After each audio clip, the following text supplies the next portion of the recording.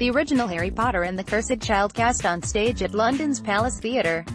The play won an unprecedented 9 Olivier Awards in the UK. Photo, AAPWe. I'll have a Harry Potter origin story. My own, predictably, is both unsatisfactory and embarrassing. I read Harry Potter and the Philosopher's Stone at university and, full of undergraduate superiority, decided the prose was clunky and the story tedious. It would, I confidently predicted, be a 5-minute wonder. Given this moment of brilliant literary criticism, it was slightly embarrassing to be invited to travel to London to see the 8th and final installment in the saga, Harry Potter and the Cursed Child, this one not a book, nor a film, but a stage play. I knew I was not worthy. I knew many people would kill for such an invitation. But it would be a chance to be in London in summer, it would be the West End in all its glory, it would be, well, there was no way I was missing out. So I said yes, secreted the Harry Potter books into my hand luggage, arranged my face into what I hoped was a wizard-receptive smile, and set off. If you're not a Harry Potter fan, the sheer enormity of people's love for this orphan boy and his magical world is bewildering.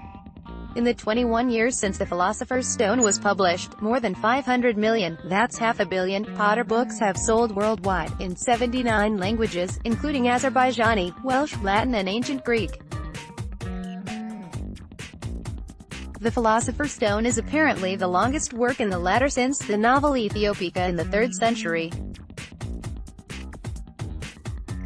And the Harry Potter movie series, famous for its slavish accuracy to the books, is the 3rd highest-grossing film franchise of all time, with its 9 titles, including the Fantastic Beasts spin-off, grossing more than $8.53 billion, rising to $35 billion once merchandise and DVD sales are included.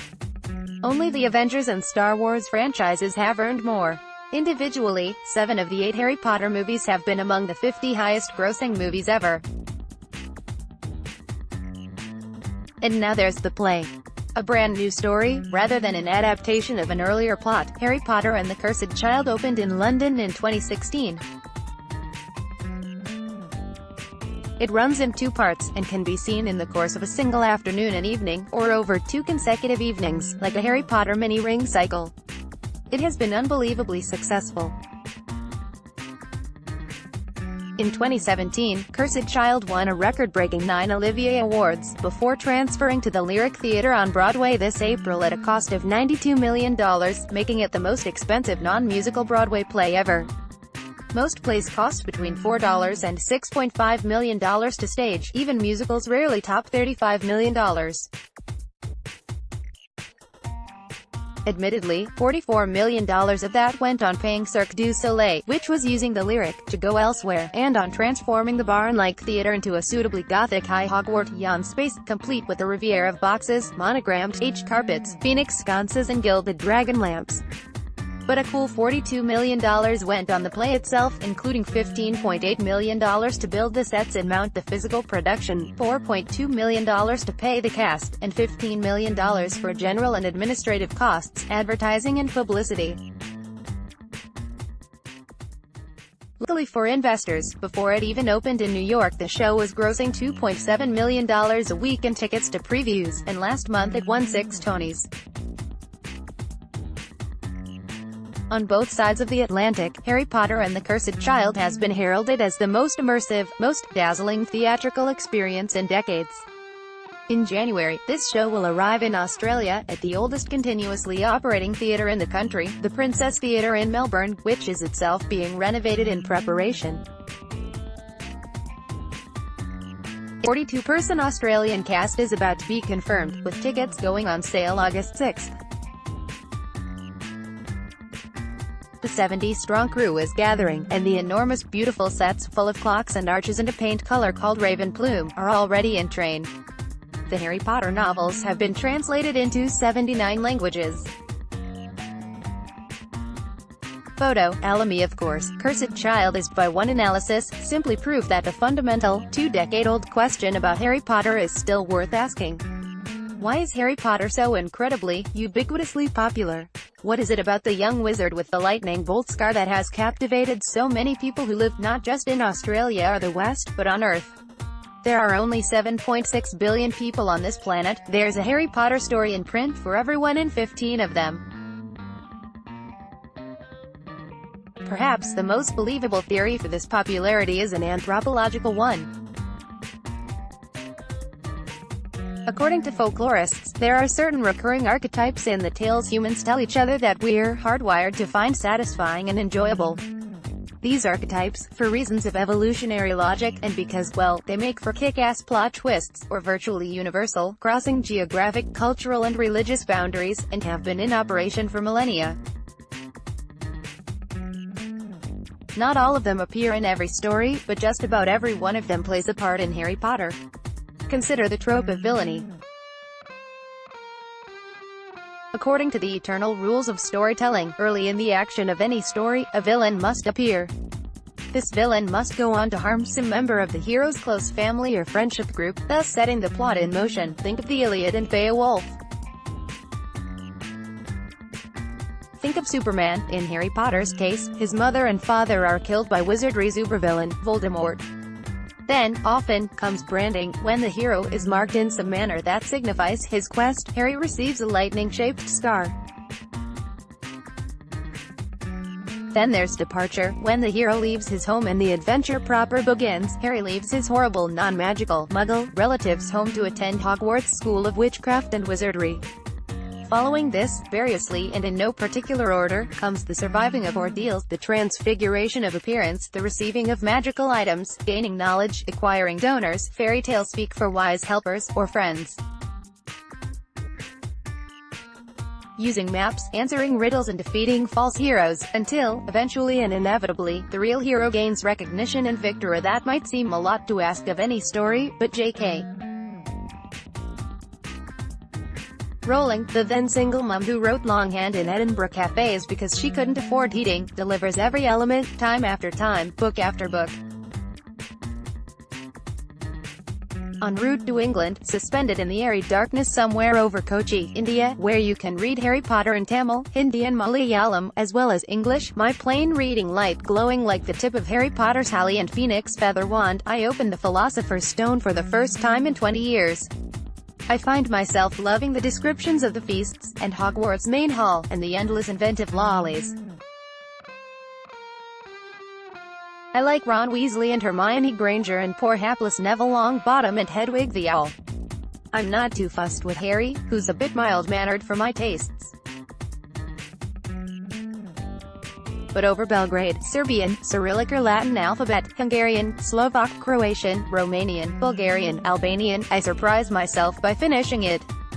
Illustration by Simon Litch. 11 years ago, after the final Harry Potter book was released, it looked like that was that for Rowling and Potter. She'd written 7 books in 10 years, she'd got her protagonist through high school, his first kiss, and the defeat of ultimate evil. Along the way, she'd gone from penniless author with an initial print run of 500, to billionaire megastar whose final work sold, not printed, 14 million copies in its first 24 hours after publication. She'd made, literally, $1 billion, founded a multi-million-pound research clinic to fight multiple sclerosis, which killed her mother, married an East-sounding GP, had 2 more children, and written 4 books entirely unrelated to Harry Potter. She seemed financially, professionally, and personally content. For more than a decade, Rowling stuck to her guns, saying no to more books, though she's written some Potter Apocrypha, no to more movies, though she embarked on the Fantastic Beasts spin-off series in 2016, no to most new merchandising partnerships, and no to the lunatic fringe of her fan base, including suing one man who planned to publish a 400-page Potter encyclopedia. This makes Harry Potter and the Cursed Child even more interesting. Because suddenly, after all that time, Rowling said yes. You might think she'd done it for the money. It's a little-known fact of the entertainment industry that live theater sells. Or, more correctly, it can sell. According to legend, only 1 in 5 Broadway shows makes money, but if you strike it lucky, you really rake in the cash. The Lion King musical, for instance, is the most successful single work in any media in entertainment history, with a worldwide ticket gross of just under $11 billion. That's more than any film ever made or any book ever written. The most successful single film of all time, Avatar, made only $3.8 billion. Of course, Harry Potter is not a musical, but with a franchise and brand this valuable, it might not need to be. The Lion King has run continuously for 21 years. Experts suggest Cursed Child's lifespan could be just as long. The financial arrangements of any production are unique and, certainly in this case, shrouded in mystery. But in March, the New York Times reported that investment documents filed with the New York Attorney General's office stated that the underlying rights owner, licensor and their affiliates, of Cursed Child, a group that includes Rowling, will initially receive 31% of the play's net profits, eventually rising to 41% as the play moves deeper into profitability.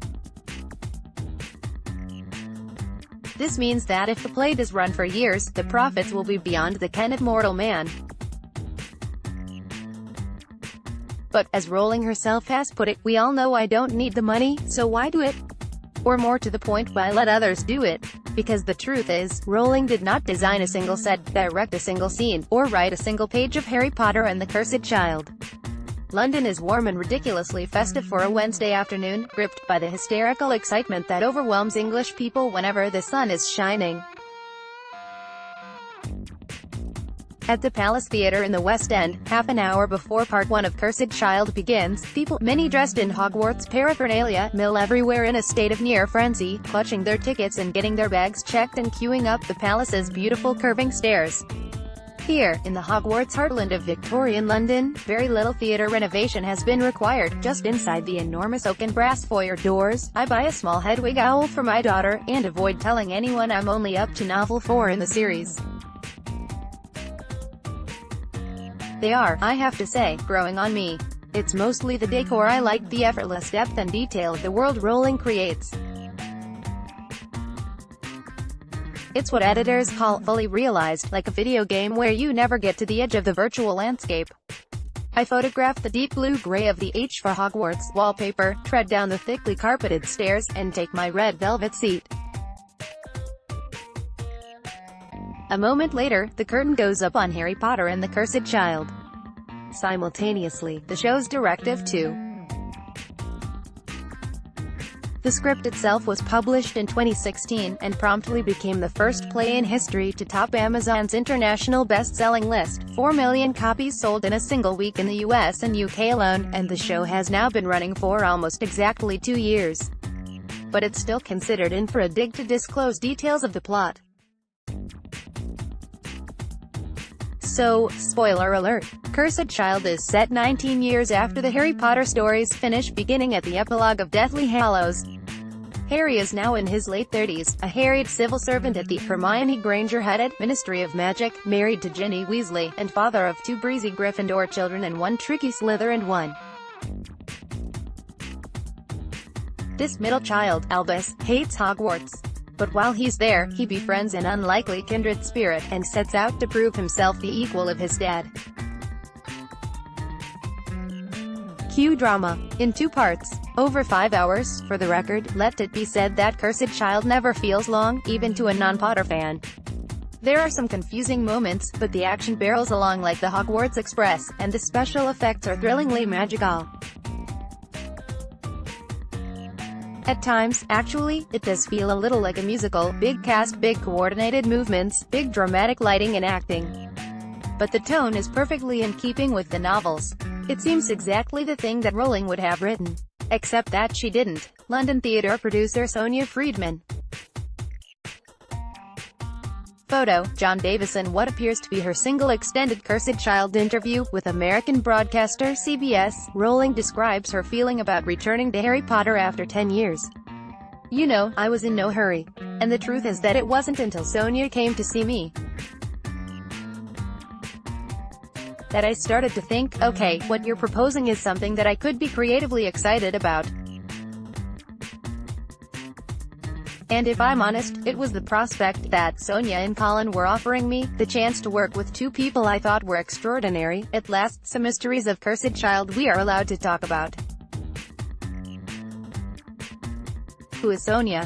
Who is Colin? And who are these other 2 people that Rowling thinks are extraordinary?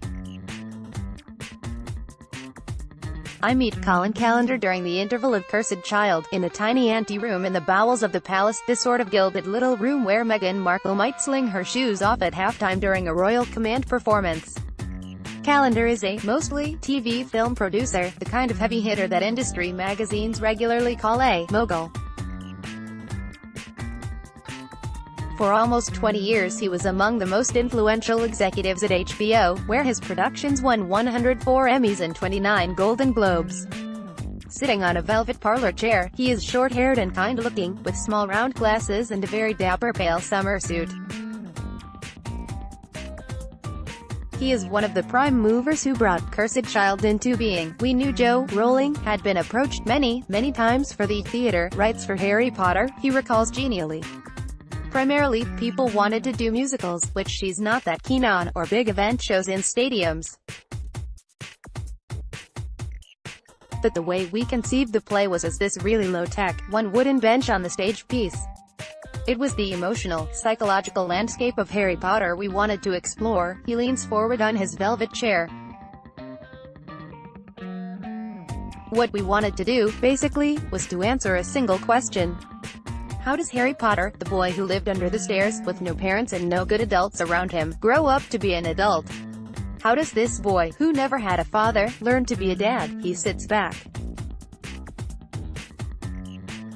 That was it, really. That was that idea Sonia and I took up to Joe in Edinburgh. Sonia is Sonia Friedman, a second legendary producer, this time in theatre, primarily in London's West End. She has produced more than 180 plays, and counts people such as writer Tom Stoppard and director Sam Mendes as friends. When they say legend in the West End, they mean it. Friedman's first ever job interview, for a position as a teenage stagehand, was with Laurence Olivier. Early in her career, she sat beside Nobel Prize-winning British playwright Harold Pinter holding his script as he watched rehearsals, marking in pauses at his direction. We meet in her ward-laden offices in the West End. Friedman is petite, with tangled blonde hair and a wary, slightly vulnerable air. She's thought a lot about this question of fatherhood, she admits. I had a father who was a brilliant public man, but who failed as a dad, she says. Her father was the famous violinist and conductor Leonard Friedman. He abandoned Friedman's mother and siblings before she was born, and she barely saw him growing up. He failed in the real basics. And so, when we first met Joe, we talked for 2 hours about dads, about fathers, about disappointment, about legacy, about parenting. She looks to one side, thinking. Joe and I just had a very emotional, quite intense conversation. Very moving, actually. Particularly for me, because we met in Edinburgh and my father lived and died in Edinburgh. She rewraps her long black cardigan around herself. And of course I didn't really know him, but being up there with that very particular smell, Edinburgh has this smell from the brewing of hops and yeast, incredibly potent, and the cobbles and everything, all my life suddenly flashed in front of me, and I said to Colin, if my dad had known, he would have been so proud of me. About to knock on J.K. Rowling's front door, and then, of course, I burst into tears. Oh God, I say. No, Friedman says firmly. Colin was great. He propped me up and said, come on, pull yourself together, and pushed me through the front door. And 10 minutes later I'm there talking to Joe about my dad and dads and fathers. In an interview in 2012, Rowling explained she had not spoken to her own father, Peter Rowling, in 9 years. She didn't specify what had happened between them, but in 2003 he offered his Harry Potter first editions for sale at Sotheby's. One, a copy of The Goblet of Fire, was signed, Lots of Love from Your Firstborn, and sold for $49,000. Though perhaps Rowling is also interested in the complexities of father-child relations. Certainly, Friedman and Calendar left their first meeting with Rowling with specific instructions: come back if you can find a writer and a director that I think understand my world. First, they found John Tiffany. A smiley round-headed man with a lovely Yorkshire voice. Tiffany is a successful director, both in London and on Broadway. He plays tend to be beautiful, emotional, and understated. but he'd never come close to anything approaching Harry Potter level fame. He does, however, have an odd connection to Rowling herself. When he was an assistant director of Edinburgh's Traverse Theatre 20-odd years ago, he often saw a young woman in the theatre cafe. "I kept seeing this woman with a pram writing away in longhand," he recalls. "We didn't really ever have a conversation, but we'd say hello to each other. She'd sit with a cappuccino for 3 hours. I think she was always a bit worried I was going to kick her out. And 18 months later I realized that woman had been Rowling." When they met again to talk about Cursed Child, Rowling also remembered Tiffany. "He had been very sweet to me," she told CBS. "Let me sit there for ages with my coffee." Rowling, it seems, doesn't forget people who were kind to her before she was famous. Tiffany was brought on board because of his ability to produce quiet, powerful theater. Cullen and Sonia were imagining something much smaller in scale initially, much more psychological, he recalls. "But having read the books to my nephews and godchildren, I said to them, listen, you can do all that, but you've also got to give people a massive, epic story, or theater will have made Harry Potter boring." Can you imagine? Harry in the psychiatrist's chair. It would have confirmed everybody's worst fears about drama. In order to avoid this fate, Tiffany rang his friend, a young, 5-time BAFTA-winning writer called Jack Thorne, whom he'd worked with on the hit theatrical adaptation of the Swedish vampire novel Let the Right One In. "He writes very beautifully about young people," Tiffany explains. "And he was a huge Harry Potter fan." The pair of them went up to meet Rowling in Edinburgh in 2014. "We had a whole day in Jo's writing room in her house," explains Tiffany. "And immediately, it just felt right." They spent 6 months having meetings in Edinburgh and London, with Thorne mapping out story ideas and sketching scenes. Rowling was a constant presence, as sounding board and source of knowledge. "I, for obvious reasons, had power of veto over everything," is how she put it. "I could say, no, that didn't happen, but often, the three of us would be sitting there and trying to finesse something, and one of the guys would say, well, how about, and I'd have that feeling, oh yeah, of course, that's what happened." It felt like excavation, which is how I know that I'm on the right track, when I feel that I am actually uncovering a story that's already there. Tiffany still remembers when, after several of these meetings, Thorne sent him the first 30 pages of his draft. "He was very, very nervous," he recalls, "but as soon as I got it I thought, oh yes, I can do this. It's a play." Tiffany recalls everything coming together very quickly after that, the decision to do the play in 2 parts, despite how difficult that was, cost and logistics-wise, the workshops with actors, the resolution of unique stagecraft issues. "Yes, we can get people on top of the Hogwarts train." Friedman, too, recalls an eerie sense of ease about the process. "It was one of the easiest shows I've ever produced," she confesses. "I've had harder shows with casts of 3. It was an utter joy." Even Rowling echoes this feeling. "I cannot tell you how much I loved doing this," she has said. "It was one of the most joyful experiences of my life, working with John and Jack. I loved it from start to finish." The only person, in fact, who has a different memory of this period appears to be Thorne. "There were hard times," he exclaims. "There were times when the mountain seemed very, very tall. When I was actually writing, I got quite good at blind denial. But I'd be in the shower, walking along the street, and I'd suddenly think, what am I doing? What am I doing? How can I possibly be writing a Harry Potter play? This is insane." What saved him, he says, was Rowling. "I've done quite a lot of adaptations, worked with quite a few authors, and I tell you, she's just made of gold. This is a surprise, I say. I've always thought Rowling seemed quite a reserved person, quite protective of her creation. I hadn't imagined her being wildly generous with collaborators. Well, I think she's someone who, when she finds a relationship she believes in, she'll back it," explains Thorne. "This is how kind she is," he concludes. "She knew that when the script was published, and it wasn't written by her, I'd get some kickback. She dedicated it to me. That was her giving me her imprimatur.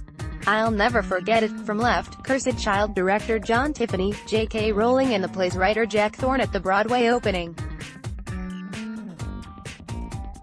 Photo, Getty Images. Given the reception Harry Potter and the Cursed Child has received, it's hard to believe that no one involved in its production knew it would be a success before opening night.